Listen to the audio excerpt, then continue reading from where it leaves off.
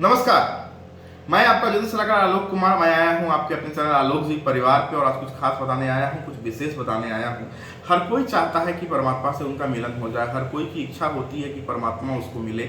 और जब आप कष्ट में आते हैं, आप जब कष्ट में आते हैं तो 100% भगवान के पास ही जाते हैं कि हे भगवान, आप इस धरती पे मेरा कोई चारा नहीं और अब तुम ही इसको संभाल सकते हो। वैसे तो बहुत पुरानी कहावत है, हम सबने सुनी है कि दुख में सुमरन सब करे, सुख में करे न कोई, जो सुख में सुमरन करे दुख काहे को होई। बड़ा आराम से कहा जाता है कि दुख में सुमरन तो सब करते हैं, सुख में कोई नहीं करता, और जो सुख में सुमरन करता है उसको दुख नहीं होता। लेकिन कभी कभी ये होता है कि हम लोग सुमरन तो कर रहे होते हैं लेकिन उसके बावजूद भी दुख आता है। आखिर ये क्यों आता है? ये हमारी परीक्षा को लेने के लिए आता है, ये हमें कुछ नया एहसास कराने के लिए आता है, आपके अंदर की दबी हुई ऊर्जा को निकालने के लिए आता है। क्योंकि जब आप चिंतित होते हैं, अगर आपका हमेशा खाना पेट भरा रहेगा तो आप दूसरा आपके बगल में मलाई भी खा रहा होगा, या आप मलाई बना सकते हैं, बहुत कुछ एक्सपेरिमेंट कर सकते हैं, आपको खुद से खाना बना भी सकते हैं, तो आप बनाने की इच्छा नहीं रखेंगे। उसी प्रकार कि अगर आपको दुख नहीं आएगा तो सुख का अनुभूति कभी नहीं होगी।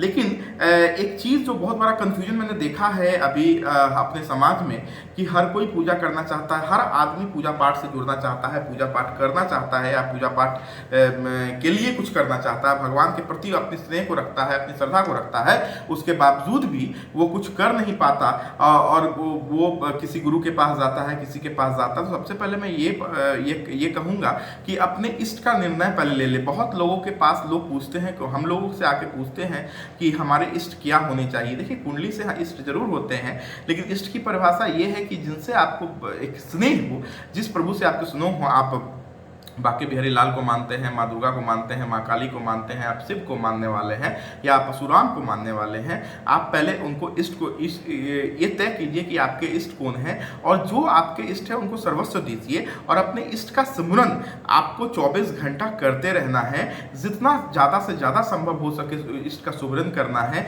आपने एक मोबाइल उठाया, आप अगर शिव को मानते हैं, जय शिव, आपने मोबाइल रखा, जय शिव, किसी बहाने उस इष्ट को सुमरन करते रहिए। ये जो आवाज़ आएगी ना मन से, ये आवाज़ बहुत दूर तक पहुंचेगी, और तब आप देखेंगे कि आप परमात्मा और अध्यात्म के रास्तों पर बहुत आगे निकलते चले जा रहे हैं। जरूरी नहीं है कि आप 2 घंटे पूजा करें, वैदिक मंत्र का उच्चारण करें, आपको संस्कृत आना ही चाहिए, ये कतई भी जरूरी नहीं है। अगर आप अपने परमात्मा को पाना चाहते हैं, अपने इष्ट को याद करना चाहते हैं, तो आप 24 घंटा अपने मन में सुमिरन कर सकते हैं। कोई भी काम करते समय सुमिरन कर सकते हैं। अच्छा भी उसी ने बनाया है, बुरा भी उसी ने बनाया है, तो अच्छा भी उसी को समर्पित है और बुरा भी उसी को समर्पित है। तो कोई कार्य बुरा नहीं होता, कोई कार्य अच्छा नहीं होता, हर कार्य अच्छा है, हर कार्य बुरा है। बस इन चीज़ों को ध्यान में रखते हुए अपने इष्ट को ध्यान कीजिए। और हाँ, नकारात्मक ऊर्जा और आलस्य, ये दुनिया में 2 सबसे बड़ा रोग है। ये एक ऐसा रोग है जो इंसान को कुंठित कर दे सकता है, इंसान को बंद कर सकता है, उसकी ऊर्जाओं, उसकी क्षमताओं को खत्म कर सकता है।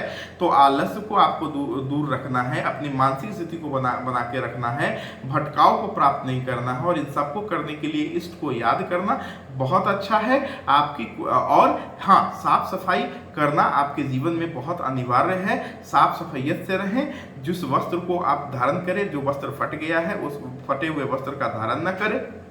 आजकल के फैशन में फटा हुआ वस्त्र चलता है, लेकिन मुझे लगता नहीं है कि ऐसा वस्त्र हम लोगों को धारण करना चाहिए। ये आज मैं YouTube पे आके ऐसा मैं इसलिए बता रहा हूँ कि बहुत सारे क्वेश्चन है कि हमारे इष्ट कौन है, मैं पूजा करना चाहता हूँ, मैं कौन सा पूजा करूँ, मैं किसकी पूजा करूँ, मैं ये मंत्र कर लूँ, मैं वो मंत्र कर लूँ। देखो, ऐसे मंत्र करने से कुछ नहीं होगा। जब तक भाव नहीं आएगा तब तक भवसागर पार नहीं होगा। तो भाव आने के लिए सबसे पहले इष्ट को चुनिए, गुरु को चुनिए, और उसके बाद आगे बढ़िए। आप गुरु दीक्षा लीजिए, उसके बाद अपने इष्ट को चुनिए, फिर भवसागर को पार हम लोग कर सकते हैं। और मैं कल से आपको ऐसे कुछ आध्यात्मिक टोटके बताऊंगा, कुछ ऐसे चीजें बताऊंगा जिससे आप अपने आध्यात्मिक सफर को आप तय करेंगे।